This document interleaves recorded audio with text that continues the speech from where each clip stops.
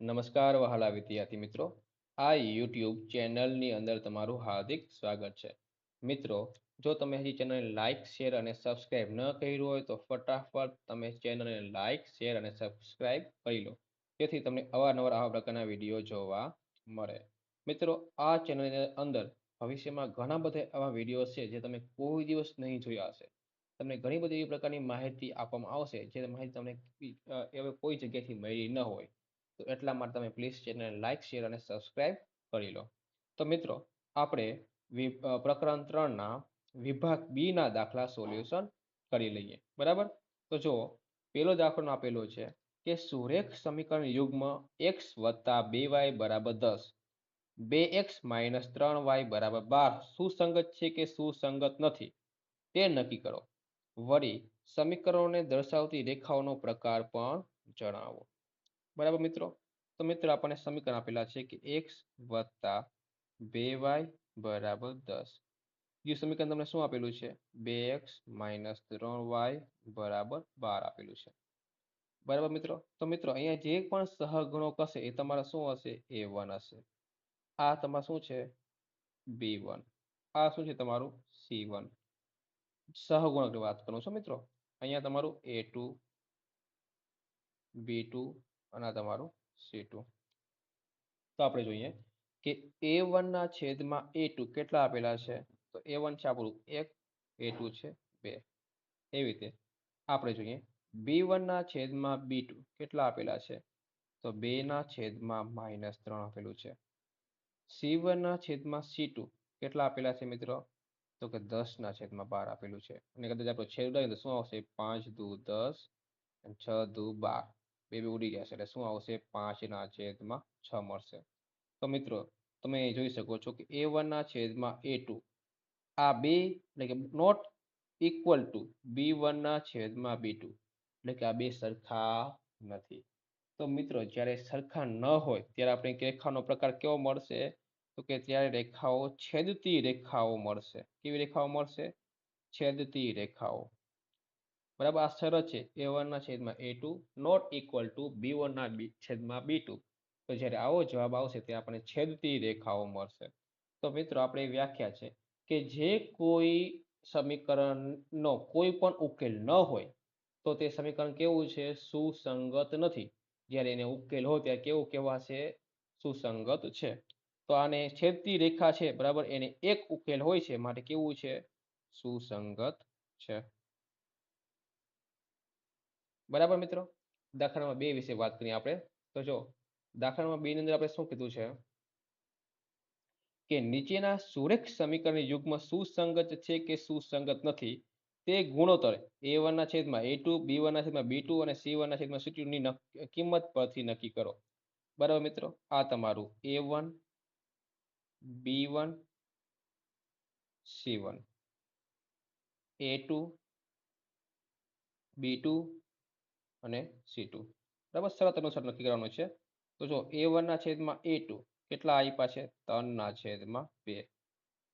b1 ના છેદમાં b2 કેટલા આપેલા છે? 2 ના છેદમાં -3. c1 ના છેદમાં c2 કેટલા આપેલા છે? 5 ના છેદમાં 7.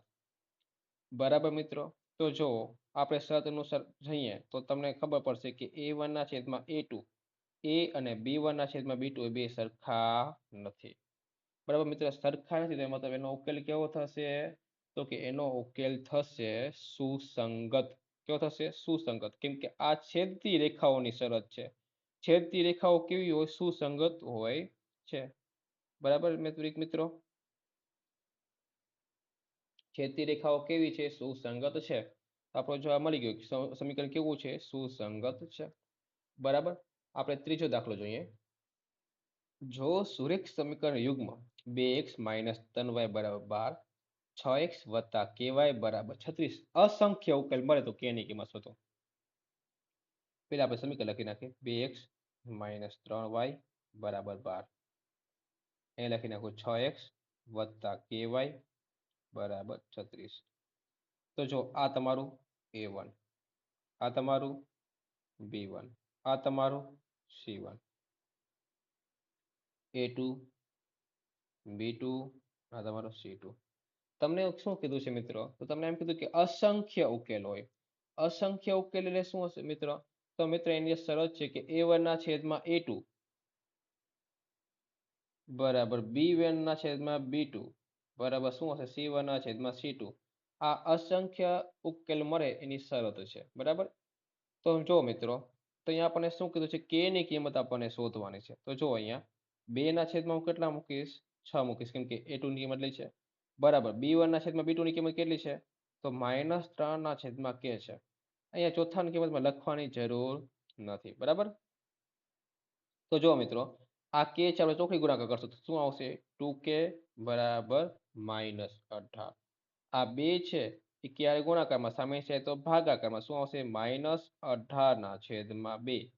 તો આમ k ની કિંમત આપણને કેટલી મળશે? તો -9 મળશે. મિત્રો અહીંયા માઇનસ છે હો. અહીંયા લીટી છે એટલે તમને કદાચ દેખાતું નહીં હશે. પણ k ની કિંમત આપણે શું મળેલી? -9 મળેલી છે. તો ચોથો દાખલો જોઈએ. તો ચોથા દાખલામાં અમે શું કીધું છે કે નીચેના સુરેખ સમીકરણ યુગ્મથી બનતી રેખાઓ એક બિંદુમાં છેદે છે. મિત્ર, એક બિંદુમાં છેદે છે માટે રેખાઓ કેવી હશે? તો છેદતી રેખાઓ હશે. કે સમાંતર છે અથવા સમપાતી છે.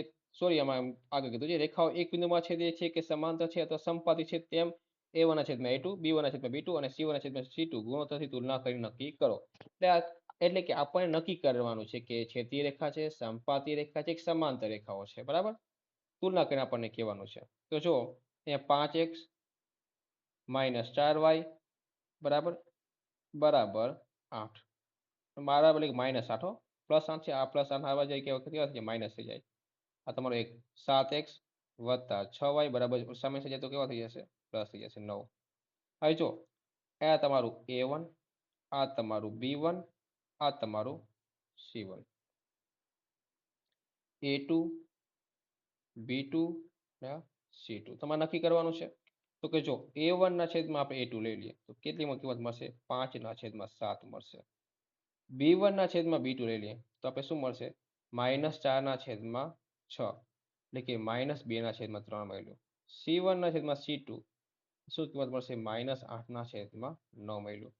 તો જો મિત્રો, અહીંયા આપણે a1 ના છેદમાં a2 બરાબર b1 ના છેદમાં b2 એટલે કે આપણે ઉકેલ મળતો નથી.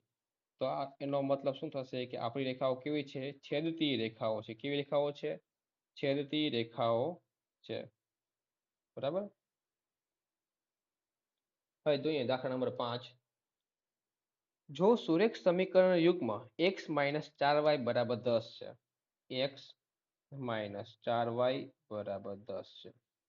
અને 3x વત્તા ky બરાબર 20 ને અનન્ય અનન્ય એટલે શું મિત્રો? એક અને માત્ર એક ઉકેલ હોય તો k ની કિંમત કઈ શરતનું પાલન કરશે આપણને કહેવાનું છે.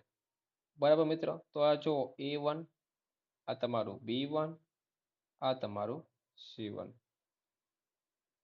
a2, b2 અને c2. મિત્ર, અનન્ય ઉકેલ કીધું છે તો એનો મતલબ શું થશે કે a1 ના છેદમાં a2 not equal to b1 ના છેદમાં b2. a1 ની કિંમત કેટલી છે? 1. a2 ની કિંમત 3. નોટ ઇક્વલ ટુ b1 ની કિંમત કેટલી છે? -4. b2 ની કિંમત કેટલી છે? k. આમાં પણ આપણે ચોકડી ગુણાકાર કરશું તો k બરાબર શું મળશે મિત્રો? ચોકડી ગુણાકાર કરશું 4 તેરી ને 12 તો નોટ ઇક્વલ ટુ -12. તો કે નોટ ઇક્વલ ટુ -12 ની શરતનું પાલન કરશે. તો મિત્રો, અહીંયા આપણે વિભાગ બી ના પ્રકરણ 3 ના 5 પ્રશ્નોનું સોલ્યુશન કરી લીધું છે. જો મિત્રો તમને વિડીયો ગમ્યો હોય તો પ્લીઝ વિડીયોને લાઈક, શેર અને સબસ્ક્રાઇબ કરજો, જેથી તમને અવારનવાર આવા પ્રકારના વિડીયો તમને જોવા મળે. અને મિત્રો તમને હજી પણ કહું છું કે ભવિષ્યની અંદર તમને આ ચેનલની અંદર ઘણા બધા એવા પ્રકારના વિડીયો જોવા મળશે જે તમને ક્યાંય જોયા નહીં હશે. તો પ્લીઝ ચેનલ લાઈક, શેર અને સબસ્ક્રાઇબ જરૂર કરી દો.